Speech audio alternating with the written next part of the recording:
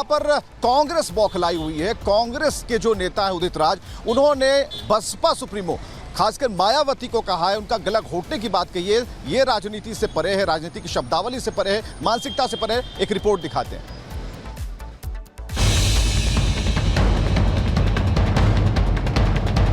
सुश्री मायावती ने जो सामाजिक आंदोलन का गला घोटा, अब उनका गला घोटने का समय आ गया है।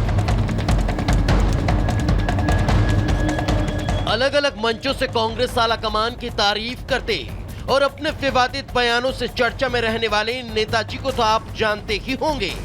ये हैं कांग्रेस नेता उदित राज, वही उदित राज जो अक्सर अपने उल जुलूल बयानों से चर्चा में बने रहते हैं। अब लोकतंत्र से इतर इनकी गलाघोटू राजनीति का सच भी सामने आ गया। उदित राज की न सोच बदली, न विचार, न आचार, न व्यवहार बदला, बल्कि अब ये एक कदम आगे बढ़ते हुए न सिर्फ मीडिया के सामने दलितों का अपमान कर रहे हैं, बल्कि अपनी राजनीतिक मर्यादाओं को ताक पर रखकर हत्या करने की भी बात कर रहे हैं। कि कृष्ण ने कहा कि अपने सगे संबंधियों को कैसे मारेंगे, तो कृष्ण ने कहा कि कोई सगा संबंधी नहीं है, न्याय के लिए लड़ो और मार दो, अपने लोगों को ही मार दो। तो आज उसी मोड़ पर हमारे कृष्ण ने मुझे कह दिया है कि सबसे पहले जो अपना दुश्मन है उसी को मार दो, और जो सामाजिक न्याय का दुश्मन है, जानते हूं, मैंने अपने प्रेस रिलीज में लिख दिया है, वो सुश्री मायावती ने जो सामाजिक आंदोलन का गला घोटा, अब उनका गला घोटने का समय आ गया है। तो सुना आपने, दरअसल नेताजी 17 तारीख को लखनऊ में एक प्रेस वार्ता को संबोधित कर रहे थे।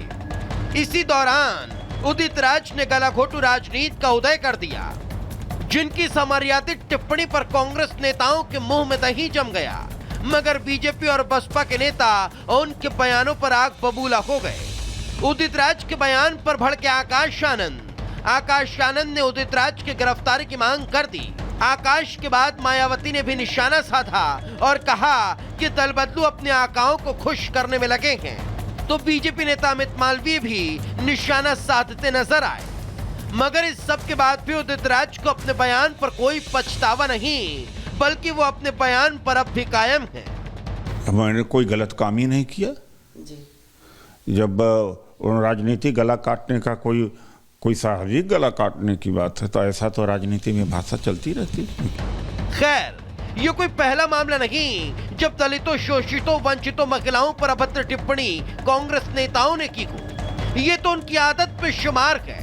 जगत दिग्विजय सिंह के 100 टन माल वाला बयान को, या चुनाव के दौरान कंगना पर की गई टिप्पणी, कन्हैया कुमार का देवेंद्र फडणवीस की पत्नी पर किया गया कमेंट हो, या कांग्रेस सांसद का डेंटेड पेंटेंट महिलाओं वाला बयान, हर बयानों पर बवाल हुआ।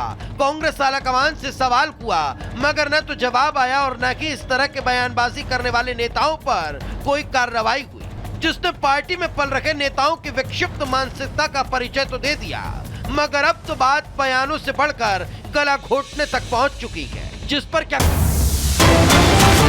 चलिए एक बड़ी खबर की तरफ हम आपको लिए चलते हैं। पटना के, राजधानी पटना के कंकड़बाग इलाके से ये खबर आ रही है, जहां दिन के दोपहर में 2 बजे फायरिंग होती है। एक बड़ी खबर हम आपको बता रहे हैं राजधानी पटना से, और ये तस्वीर और हम आपको बताएं कि 4 अपराधियों ने फायरिंग की है। फायरिंग के बाद अपराधी पास के ही घर में छिप गए।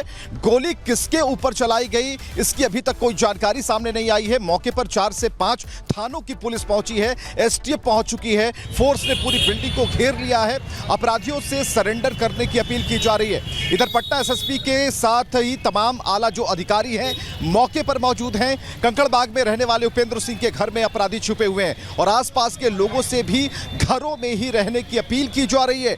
लोगों ने घरों की खिड़की दरवाजे बंद कर दिए हैं, यानी कि ये मामला अभी बढ़ चला है। 4 अपराधियों ने फायरिंग की, 2 बजे फायरिंग हुई है और बताया जा रहा है कि दोपहर के 2 बजे फायरिंग हुई है, यानी कि दिन दहाड़े फायरिंग हुई और फायरिंग के बाद सभी अपराधी पास के घर में छिपे हैं। हालांकि गोली किसके ऊपर चलाई गई, फायर किसके ऊपर किया गया, इसकी अभी तक कोई जानकारी नहीं मिल पाई है। लेकिन मौके पर जो है 4 से 5 थानों की पुलिस मौजूद है और जिस घर में अपराधियों के छुपे होने की सूचना है उस घर को चारों तरफ से घेर लिया गया है, कहीं से भी बचकर बाहर ना निकल पाए, इसे देखा जा रहा है, निगरानी की जा रही है।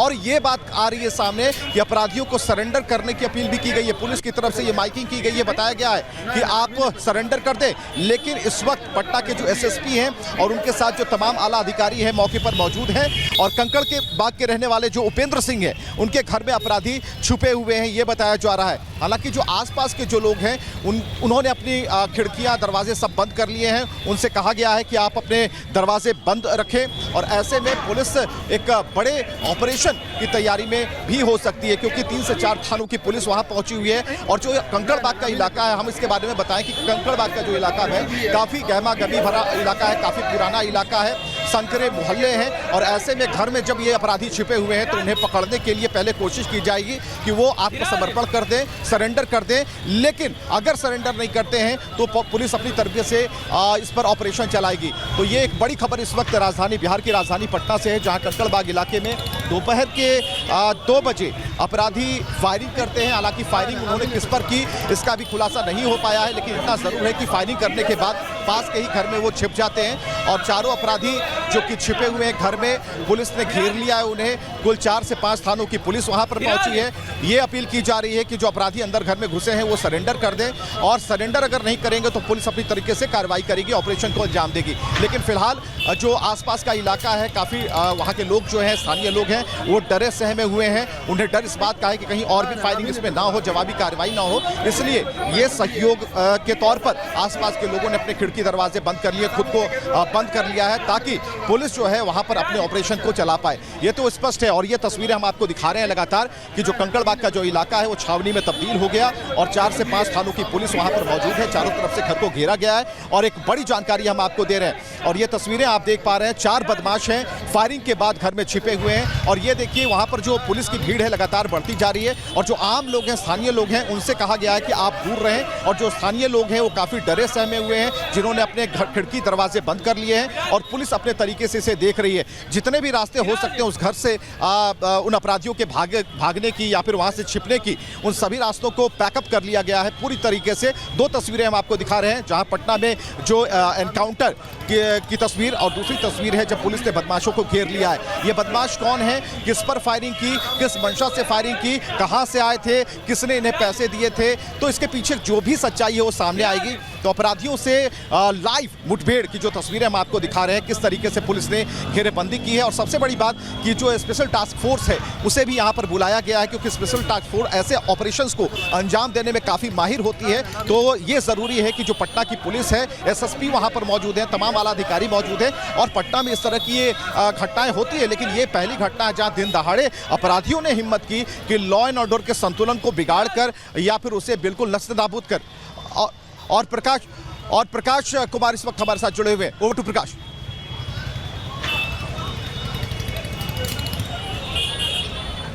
पटना के कंकड़बाग इलाके की कुछ देर पहले अचानक से किसी के घर में घुसकर अपराधी जो हैं फायरिंग करने लगे। अब ये फायरिंग की जब आवाज़ आई तो लोग दहशत में आ गए और उसके बाद पटना पुलिस के क्षेत्र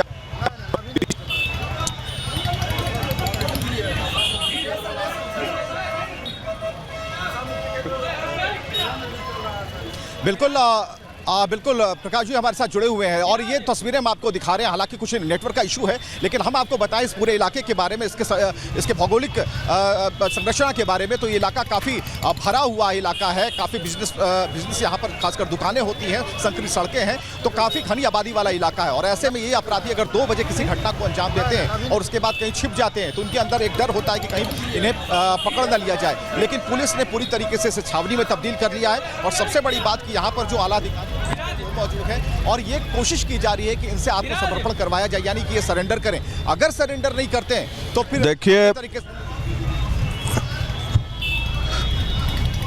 पटना एसएसपी और तमाम अधिकारी वहां पर मौजूद हैं और अपराधियों को धर दबोचने की कोशिश की जा रही है। रिहायशी इलाका है, पटना बाईपास से सटा हुआ जो कंकड़बाग का इलाका है, मलाही पकड़ी और रामलखन महतो पथ इसे कहते हैं, जहां पर कंकड़बाग थाना की पुलिस और समेत आसपास इर्द गिर्द के 3-4 पुलिस जो है वो अपराधियों को धर दबोचने की कोशिश में जुटी हुई है, लेकिन अभी तक कोई सफलता नहीं मिल पाई है।